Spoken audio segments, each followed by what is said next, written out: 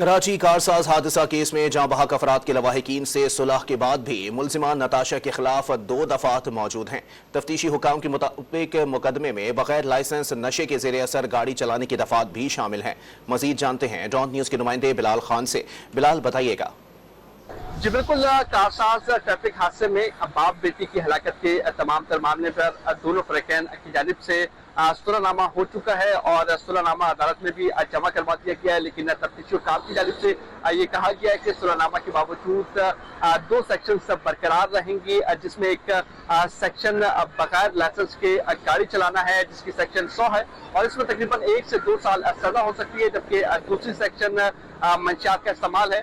ایک لیب کی رپورٹ سامنے آئی تھی، رپورٹ تمام تر آنے کے بعد ایک مقدمہ درج کیا گیا تھا۔ مقدمہ جو ہے وہ منشیات ایکٹ کے تحت درج کیا گیا تھا، وہ بھی جو سیکشن ہے وہ بھی برقرار رہے گی اور اس میں تقریباً 2 سے 3 سال سزا ہو سکتی ہے۔ جو نتاشا دانش اور دوسرے فریق ہیں ان کے درمیان جو صلح نامہ ہوا ہے اس میں یہ بھی ایک کہا گیا ہے کہ ایک نو آبجیکشن سرٹیفکیٹ جو کہ ضمانت کے لیے لگایا جاتا ہے وہ بھی لگایا جائے، لیکن تفتیش حکام کی جانب سے واضح طور پر یہ کہا گیا ہے کہ 2 سیکشنز برقرار ہیں۔ دونوں سیکشنز کا جو کیس ہے وہ مکمل طور پر چلایا جائے گا اور یہ کوشش کی جائے گی کہ جو ملزمہ ہے اس کو سزا دلوائی جائے۔ جی بہت شکریہ محمد بلال خان، ہمیں اپڈیٹ کر رہے تھے۔